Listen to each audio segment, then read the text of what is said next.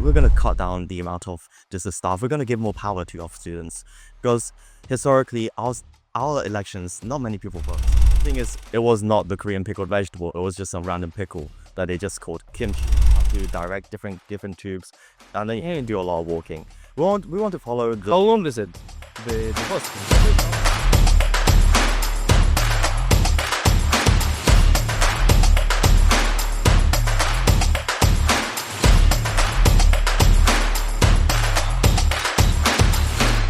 Hello, Baiyu. It's incredibly nice to have you on my podcast.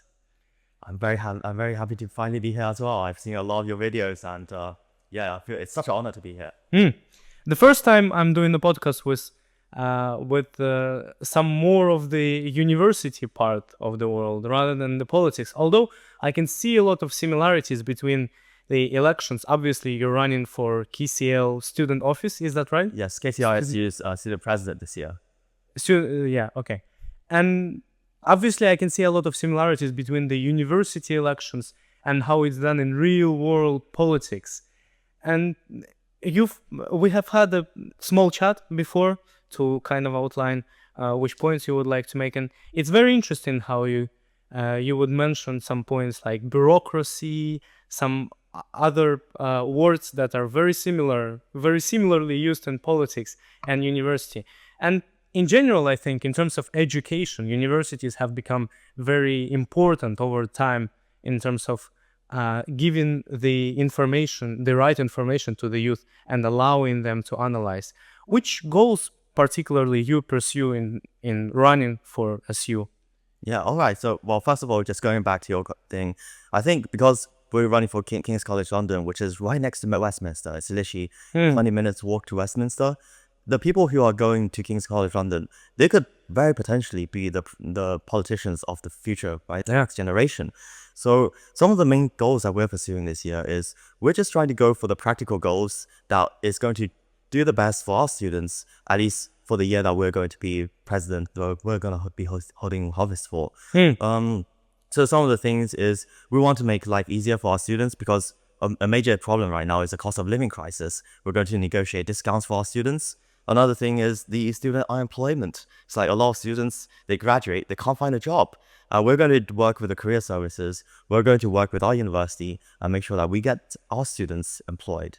But all of that is, we're not going to do anything majorly political. We're not really trying to fight an international political campaign here. We're just trying to do what we can do to make practical changes that better the lives of our students.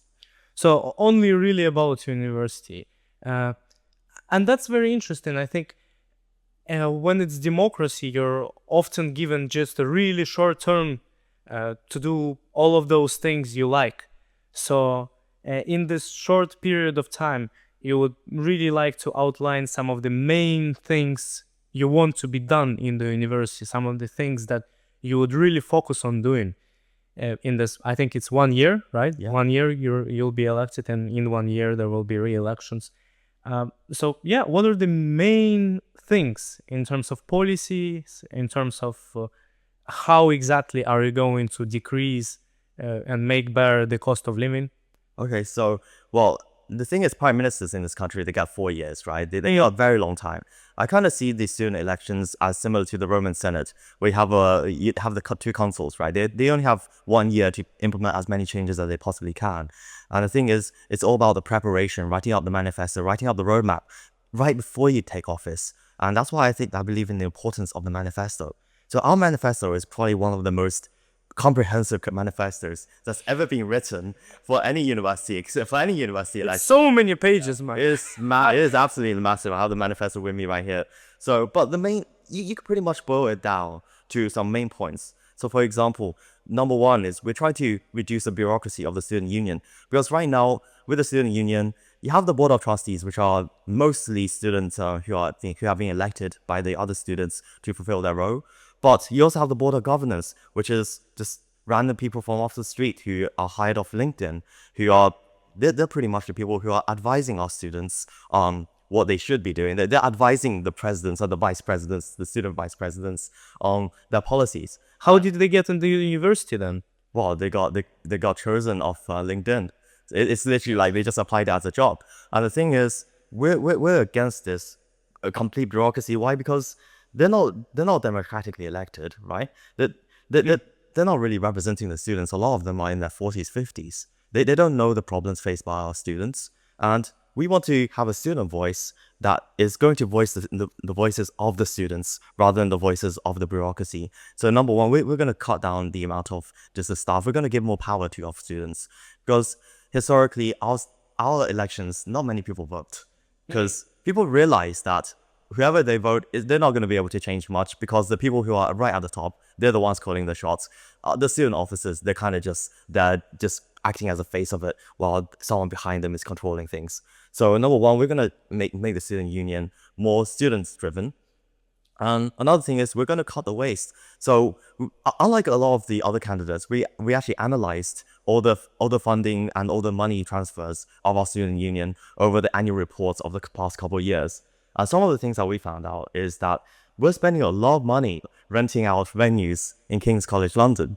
And we're going to try to cut it down. We're going to save money from doing that. And we want to give that money back to our student societies. So because that's where students are actually prospering. That's where it's directly benefiting our students.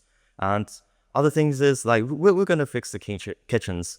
Our kitchens are notoriously bad. Students do not like any of the food there. People usually would rather go to Tesco's, have a meal deal, than eat food at our kitchens. So we're going to make it more diverse. We're going to make it more cultural. We're going to introduce Asian cuisine. We're going to introduce Eastern European cuisine. And I've already spoken to a lot of restaurateurs, a lot of people who actually cook food, and from a lot of the ethnic diverse backgrounds of our campus.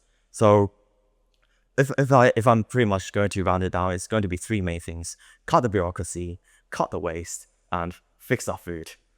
Well, that sounds great. And in terms of fixing food, I think it also relates to diversity, equality, and inclusion thing. Yeah. Because many people just don't like the food that's given to them in the university. And it's the case in my university as well, in City University. Although my university is quite, I would say it's more free in terms of, in many regards than KCL. But let me just ask you this. What are specific points on food you would like to make? Maybe something you would like to add or something that you would like to see less of? So this is actually a funny thing because our main restaurant at our campus is called King's Kitchen. We often like to make this joke that we're paying king's prices or we're eating peasant food. One of the main reasons, right? And a lot of people might disagree with it, but a lot of our students are from Asian backgrounds. We would like to eat meat. And what they've introduced at the start of this year is Meatless Mondays, which means every Monday you have the great opportunity to select a vegan dish or vegetarian dish. And with no meat per se. There's no meat option. What is the point of that? And the thing is, right, they're trying to virtue signal and say, oh no, because veganism, vegetarianism is good for you, it's good for the environment. But that is absolutely not true, because the food that they're importing it from halfway across the world. We're trying to support the British farmers. We're trying to bring back actual meats. And the thing is, we're not trying to cut out vegan food. We're not trying to cut out vegetarian food. We just want to have more optionality. And the thing is, they're giving us vegan food that they can sell for a lot cheaper, but they're still charging us the same price as the meat options. And we just think that this is absolutely travesty. But going back to your point of what we're exactly going to do, we're going to introduce more catering companies into our spaces. Because right now in King's Kitchen, there's pretty much one or two companies. They don't really have any competition. They're just serving whatever they're serving. Last year, I had a friend send me a picture of one of her foods, which is it's called watermelon rind salad.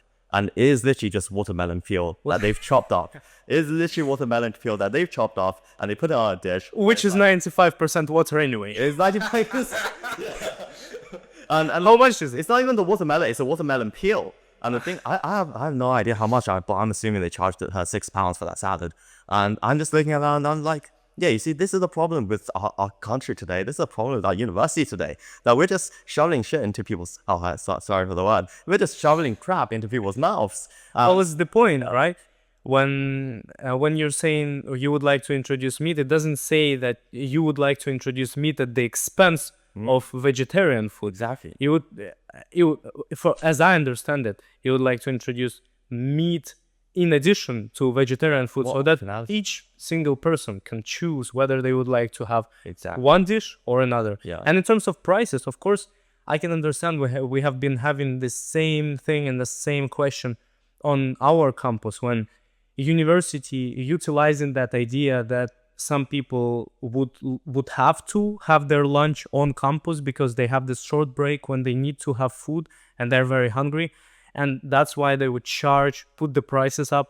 And that's, of course, in my opinion, when it's students who can barely afford living anyway, that's unacceptable. Yeah, like going back to the vegetarian food as well, because I've spoken to a lot of Hindu students, spoken to a lot of Indian students, and they want Sattvic food. So they want food that's got eggs. They want food that's vegetarian as well. And the thing is, even our vegetarian food is terrible. The quality of the produce that they're sourcing into our university campuses, like I personally don't eat vegetarian, so I can only go from their word of mouth.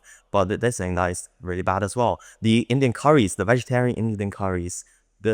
I hate to use this term, but it is pretty much whitewash. It's lukewarm. The spices they put in it, it's not to the palate of our international students, but they're trying to pass it off as international food. For example, a few months ago, they passed off kimchi, right? They had this dish that they called kimchi, which is the Korean pickled vegetable. But the thing is, it was not the Korean pickled vegetable. It was just some random pickle that they just called kimchi. And we had a laugh at that as well. But the sad thing is that they're charging us so much money. And the reality is a lot of students cannot afford this. And a lot of students, they can't go out of campus to get something because they probably have a lecture as well. And it is an absolute travesty because our students are actually affected by this. Like we can laugh about it all we want, but it is actually a real problem that our students are facing today. And did you say you would like to do something about the kitchens? So our kitchens actually, there's another major problem with our kitchens, rather than just the food. There's also a rat problem as well. So LSE, they have Do you say rat problem? rat problem. So LSE, the university right next to our campus, they for a couple of years they have had this major rat problem in their libraries. But now it seems like their rats from their libraries are migrating. Migrated to illegally. Unless if they have the visitor sticker, then they're fine. But a lot of these rats, they don't. And they're coming to our university. They're going to our campuses. We even have an Instagram account called Rats of KCL, where we just take pictures of rats and we just post it. We give it to this account holder, and then they post it on their account. And it's just like you're kind of seeing a rat like literally once a week, and if not more. And it is actually just sad when you're just eating food and there's just a rat just crawling around.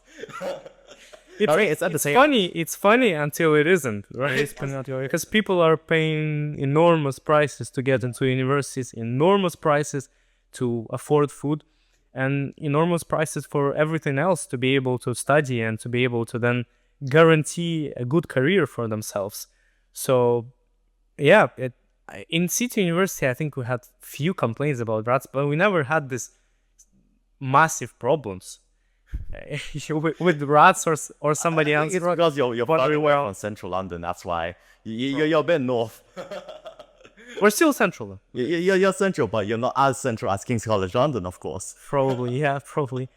And in terms of bureaucracy, of course, the word itself sounds very political and appeals to many people, because many people do agree with this point that there are a lot of people who consume a lot of resources and consume a lot of money from the so-called government of the university in this case, but actually do fewer job than they could have done for that amount of money. And exactly, cutting that probably would be a good idea, although it can be argued to which extent do we cut this in order not to hurt the general capabilities of university to function well. Yeah, I mean, so right now we have 70 full-time staff, probably more as well, but this is according to the 2022-2023 end-of-year reports from our KCLSU, and they reported that we have 70 full-time staff spread across the different campuses. But what does KCLSU actually do? We try to write them emails. They don't ever respond to any of the emails. We try to contact their help desks, their services. It's never responded back. And our thought is, we don't need all these full-time staff. For example, our students are looking for part-time job. So a lot of the restaurants and cafes on campus are run by KCLSU. They're not run by full-time staff. They're run by our students. Our students are it's true. yeah. Our students are serving everything. And the thing is, our students don't even demand that much money. They're just working part-time, and some of them just enjoy it as well. And our thought is, a lot of these jobs can be done by students. We don't need outsiders to come in and do these jobs. Like, you go to the KCLSU offices, there's just so many people just behind desks. Like, what they're actually doing. Sometimes I go to the offices just to have a look, and literally once I just saw someone just play on their computer. So the back is behind the door. I just look through the door and they're just playing a game. And I was thinking, yeah, this is a very, very good use of our funding that we could have sent to our societies, that we could have sent to our students. But that's the first thing. We want to cut down the staff, if possible, if they will allow us. But number two, even if they don't allow us, a really easy thing that we can do is we can cut down the office spaces of KCLSU. Because right now, our offices for the student union, most of them are empty most of the time. People don't ever use it. They're just there just for the sake of being there. Like, I'm not talking about the meadow or any of the student study spaces. I'm talking exclusively for the staff offices. These staff offices are empty most of the time anyways. We want to encourage our staff to just work from home. Because ever since the pandemic, we have this two-way learning where we do a lot of online learning, we do a lot of in-person large group tutorials. We kind of want to have a similar thing for our staff. We'll just tell the staff, like, you can just work from home. We don't need all these offices. We'll cut down the office space. Because according to the 2023 annual report, KCLSU spent £3 million hiring venues, hiring office spaces from KCL. And this is prime real estate. We don't need to spend that much money. We can pretty much half the amount of offices that we have, and KCLSU will still function. We can hire our part-time students as staff, and even if the students don't want to work, we can just hire part-time people. And the thing is, a lot of the work that they're actually doing, it can be automated very easily. So for example, some of the venue hiring, they're doing it on a spreadsheet. We can do it with a bot easily. You don't need two people trying to just sort out all the venues on a spreadsheet. Every time we go in, we're trying to hire a venue, and they'll be like, wait a second, let me look at my spreadsheet, and then they just go look around, and then 10 minutes later they're like, oh, you have availability, wait, we can get this room, or we can't get this room. And the thing is, all of this is just absolute waste. But because KCLSU is a charity, people don't usually look into it, because charities aren't actually meant to make money anyways. Whereas if it was a company, like the CEO of the company would just look out and be like, hold on, why are we wasting so much money? And so going back to your question, I think it's very easy to cut down a lot of the spending, and we could take the spending and give it directly back to the students, because we truly believe that the money from the KCLSU belongs to the students, because it's money that's raised for the students, it's money that's been raised in grants towards the students, so it ought to be paid back to the students. So the goal of these reforms would be to save some of the money, create jobs which would come. I can see how it will come together automatically. And where do you plan those money to direct after you have saved them? Are there resources or some services that university needs funding in? So there's some massive projects that we want to do. So one of the big projects that we have in mind is we want to have a shuttle bus system to connect our 5 campuses together. Because right now, King's College London, we have campuses in Strand, we have campuses at Guy's Hospital, we have campuses at Waterloo, St. Thomas. Yes, that's right. It's literally scattered all around London. If you want to go from one campus to another, the tube doesn't directly take you there. You have to go around the river. You have to direct different tubes, and then you have to do a lot of walking. We want to follow the... How long is it? The distance. So for example, going from Strand to Guy's campus, if you walk it, it's like 15 minutes. You can walk it. Go by tube, it's 30 minutes, which is not that much better. But then you have to take the Northern Line, you have to take the District Line, and then you have to pay for it. You have to pay for that as well. It's like £3 a pop to go one side, and then if you will come back, £6 already. If you make 2 trips of that, it's already £10, and that's insanity. Because I don't even want to talk about TFL at this moment, but like the cost of living crisis in London is kind of insane. But we can make that cheaper. We can subsidize it. So there's university like Imperial College London, University of East London, University of West London, Roehampton. They already have this shuttle bus system because they have scattered campuses as well, and they just pay an external company to come in, and every so often during the day just have these buses go from one campus to another, and it's very easily done. You just have to show your student ID card, and then maybe you pay some money to subsidize to go with the subsidies. But we can easily do that. But in order to do this, we need the extra funding. And some other things is a lot of the PhD students, they want dissertation spaces, they want microwaves, they want dishwashers, they want the infrastructure required in order for them to do research. And all that is going to require money. For informatics students, for us, people who are just dwelling in the labs, we want GPUs, we want better computers, because right now we have the AI revolution. Like even our government is talking about trying to invest more money into AI. And the only way you can actually invest money into AI is by having proper RTX GPUs, graphics processing units. Our lab computers do not have GPUs. The most we have is every single lab room. So every other computer we have is an i7 Intel, and we only have one i9 Intel computer that is usually hogged by everyone else. For those that don't know, i9 computers, it's a good CPU, but in order to do AI, you would kind of want to have an NVIDIA general processing unit in order to do the parallelism. We're gonna want to improve the labs. We're gonna want to improve the engineering quads to just make sure they open for longer as well. And in order for that to happen, well, you need to pay money for security to stay there, right? So all of these things, both in the student union and in the university, we need money. And honestly, it has to come from somewhere. And I think the best way that can come is from cutting the cost of the student union. Of course, yeah, although that's true, but the main point which comes to my mind is if you're elected the president of the SU, you're likely gonna have to tackle the education points first.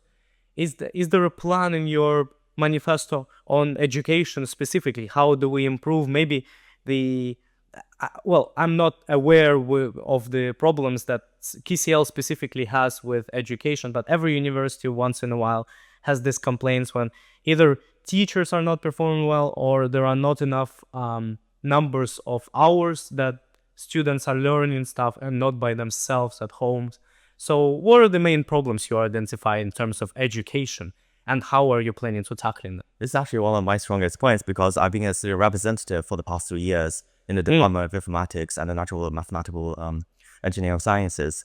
I've also been the student staff liaison chair for informatics as well. So we've sat through a lot of these meetings with the staff, with the students. And I think the only way we can make this better is more liaisons between the staff and the students. And the big flagship project is the student representatives. We have had this project for the past couple of years, and we've only been improving it, making it bigger, but it needs to be bigger still. We need more students to volunteer as student representatives, and in order to do that, we need direct collaboration between the student union and the university. Because historically, what would usually happen is the student union would select some few students as student representatives and just send it off to the experienced officers of the different faculties. And then the experienced officers who are part of the university, not part of the student union, they would just take it from there. But the student union doesn't actually do anything else other than just selecting the student representatives. What we need direct collaboration between these two. Because what the student representatives do is they're students like everyone else, but they volunteer a few hours every semester to sit in a meeting with the staff to tell them about their experiences studying the different modules of our university. So every time there's any problems with the modules, they can directly go to the staff and they can tell the staff, these are the issues and these are the things that we would like to see fixed. And although people will say, well, we have an end of module survey as well. Why not just use the end of module survey? Well, the problem is most students do not actually fill out the end of the module survey. And even if they do, you fill it out by the end of the module. So it's not going to help you anymore because you've already finished the module. It might help the next cohort, but they're going to have their own problems. So the only way we can actually help the students as much as possible is by having them be able to communicate with the staffs, by having regular meetings with the student representatives, and by expanding the student representative roles so that we have more student representatives per cohort so that more of their opinions can be shared to our staff. And the only way we can do that is by direct collaboration with the student union. And that is one of the main things that I want to do. One of the main things probably in concern of the students when talking about the SU or the experience officers or any staff is that students probably feel the lack of support, and they quite frankly don't believe that any single person or any single group of people working within staff can actually change anything quickly. Because with my university, and I know with many universities in London, we constantly have to come across this problem that in order for anything to be changed, in order for any decision to be made, and for little progress to be made, there has to be an agreement with this officer, with that officer, experience officer, as you mentioned. We don't have that, I think, but just plenty of people have to agree, and then it has to be passed on to some other person who will think about it for a few months. And maybe it will be passed to board of trustees. Do you have board of trustees? We do have a board of trustees. Board of trustees. And then the board of governance. And then board of governance. Clients. And then further, and then maybe the higher up people are going to review it as well. And if some of that is cut out, it would probably be a good thing, or redirected to work at home, probably be a good thing. How can you improve how can I say this? The quickliness, the speed, yeah, the speed and the smoothness of decision making in the university. That's why we have to go directly to the heart of the issue, and the only way we can do that is that we have to go to the vice deans of the different departments. We have to go to the experience officers. We can't get things done through the student union, because the student union, there's the board of trustees, there's the board of compliance. Yeah. There's too many boards of people. There's too many people that we have to pass things through. That's why we need the university to work with us. We need to directly go to the professors, because when we have an issue with a lecturer, right, we need to directly tell the lecturer, or we need to directly tell the vice dean or the program officer who is overseeing the program. Yeah, and it has to be someone you trust telling the lecturer, because many students who complain about the lecturer are not likely to say come to him directly, because they feel like it would affect the way they're treated in the lecture. So a lot of these lecturers, they're going to be writing your references one day, right? Yeah, and they might be biased.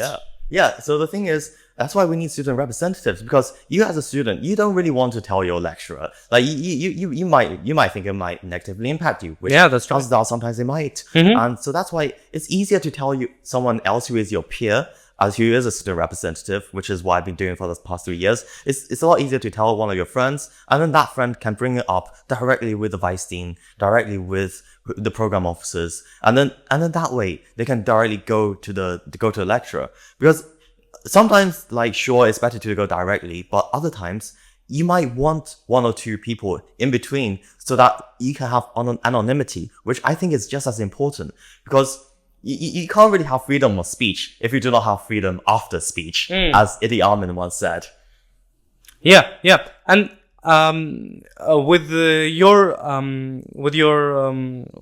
manifesto, it's also important that you're basing the reforms that you would like to make on the reports that have been made about the university, or analyzing what students actually want to be done, instead of doing something that you think would help, and then not really relying on any information that has been provided from students. So I think that's really good. And can you mention, because I think you have mentioned as far as I remember, you have mentioned one annual report or something like that. Yes. So have you made any more maybe polls or something like that in the university? So we're working with another company called Polster, which is doing polls on campus, asking students what their major issues are. And the thing is, they're a neutral third party company, but sometimes we just look at the reports that they say, which is the main issues that our students are facing. But we also go out on the streets, right? As a student representative for the past 2 years, that's kind of what I do. Is I go to students, I ask them,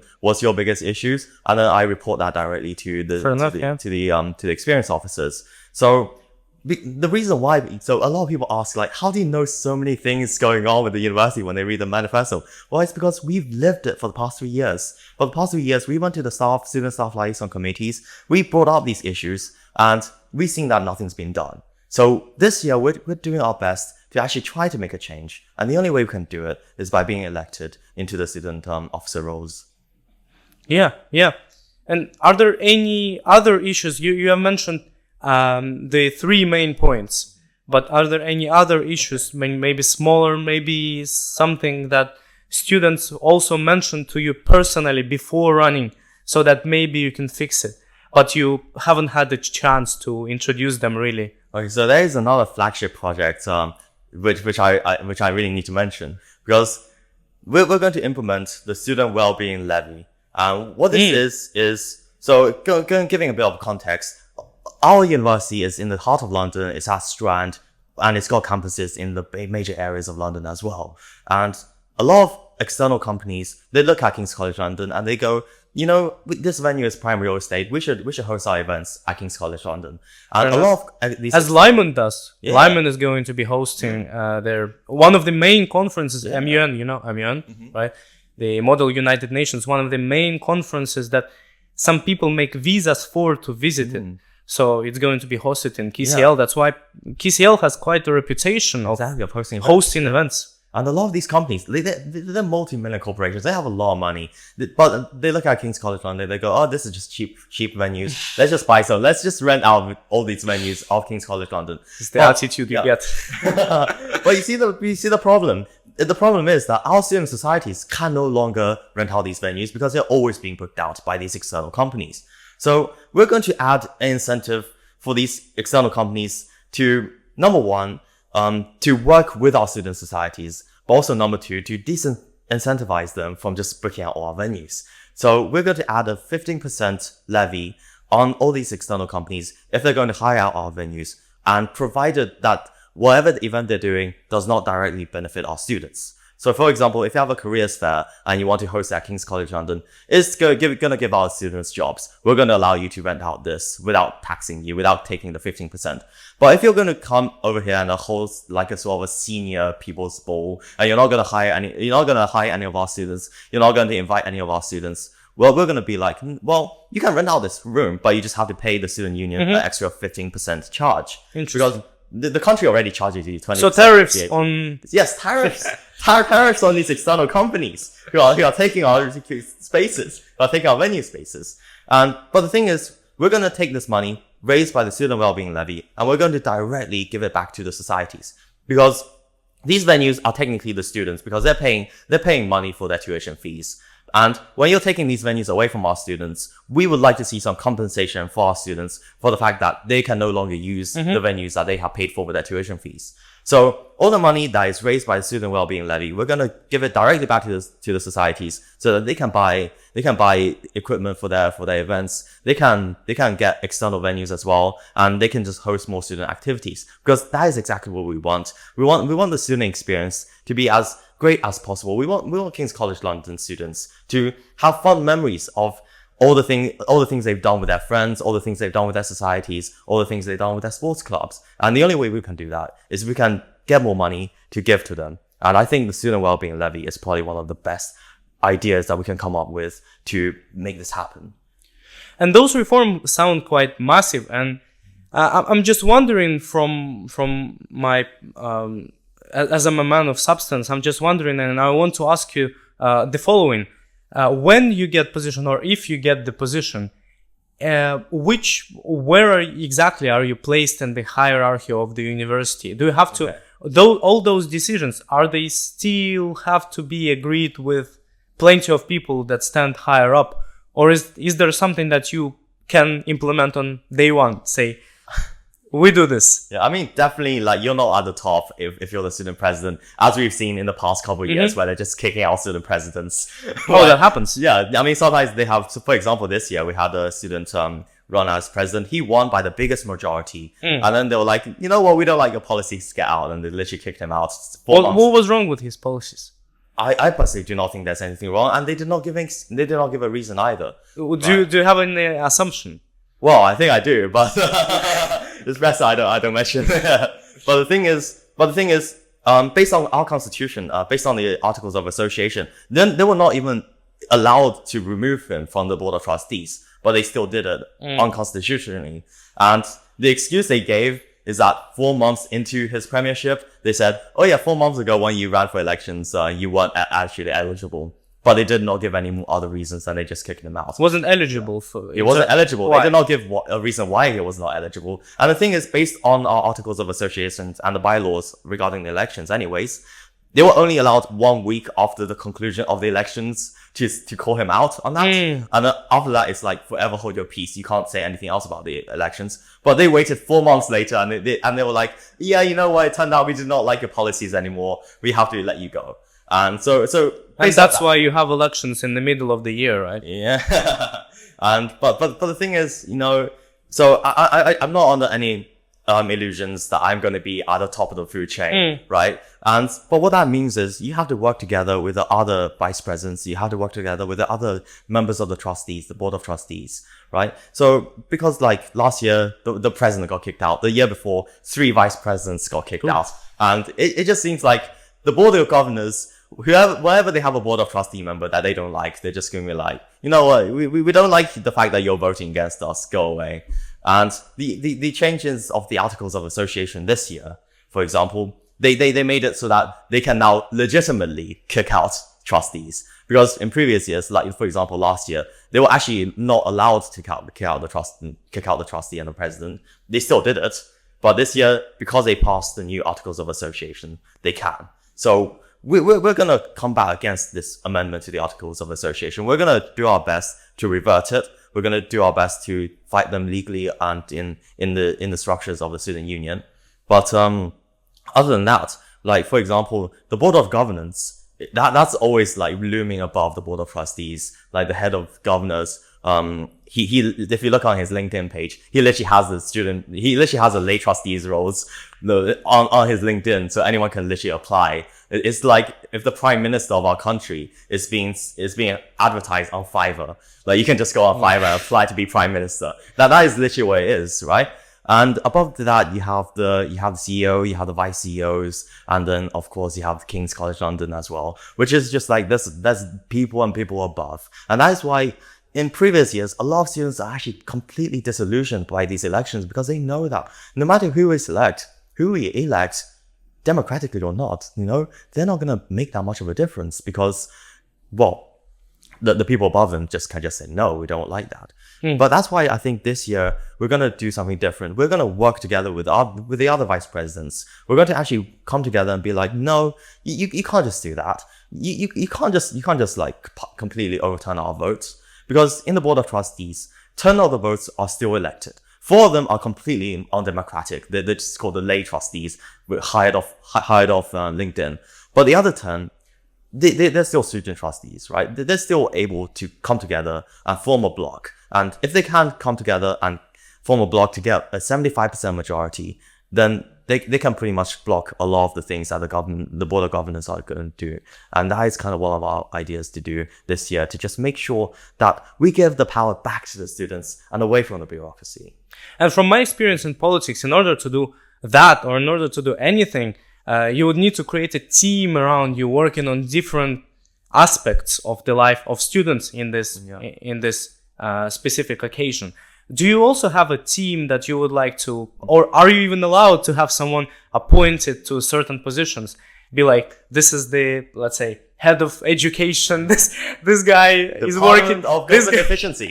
Yeah. Well, anyway, are you allowed to appoint anyone on certain positions, or like have a team around you working on different goals, as opposed to you just being by yourself trying to fight someone or trying to cut something? So historically, they did this by having full-time staff support the student officers. But we don't want that anymore. We want to have something different. We want to get rid of these full-time staff. We don't even want to work with a lot of these full-time staff based off our past experiences with them. We want to implement something that's already been in the back burner for a lot of previous generations of presidents and vice presidents. And what our predecessors basically want is a student assembly. So if you go to UCL, they have the student assembly where students. So we do have student assembly. You guys have the student assembly as well. It's where you have student representatives, society presidents. They come together and they basically form this sort of a pseudo parliament. And that's not a bad idea. We got something passed. Yeah, and I think this is probably the best way to do it, because if you're just 6 student officers, there's not that much you can really do when there's just a bunch of old people, a bunch of adults in the room, and they say no. But if you have a room of 50 people that say, no, we're the people that are representing our communities, we're the people that are representing our students, and we all say no, I think that gives a lot more power behind the punch. And if we can implement this assemblies of students, then we basically have a pool of people that we can select to form a government, basically similar to what Parliament does today, where you have members of Parliament, but then you also have the front benchers who are actually part of the government.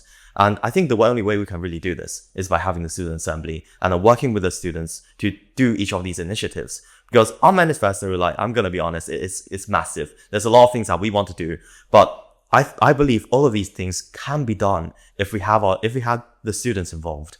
And rather than just having full-time staff, putting a lot of money on Instagram ads trying to pass a bill. And as a final, just a short final point, what would you like to say to people who still feel hesitant whether to vote for you or to any other candidate? Maybe a short message. Why would they prefer you? Well, so the thing is, if you want to know whether you should vote for me or vote for anyone else, I would say look at the manifestos. Our manifesto is going to be open after February 17th. It's going to be on the internet. You can look at that. And the thing is, even if you don't want to vote for me, I would still ask that you vote. That on March 3rd, you go out there, go to the polling booths, go online, and you vote. You exercise your student right and your student duty of our student union to vote. So that's all I have to say. It's like, even if you don't vote for me, I would still want you to get out there and vote. Well, thank you so much for your time, and I will be following the KCL elections. And I'm quite interested in who will get elected, and I wish you luck. Yeah, thank you so much.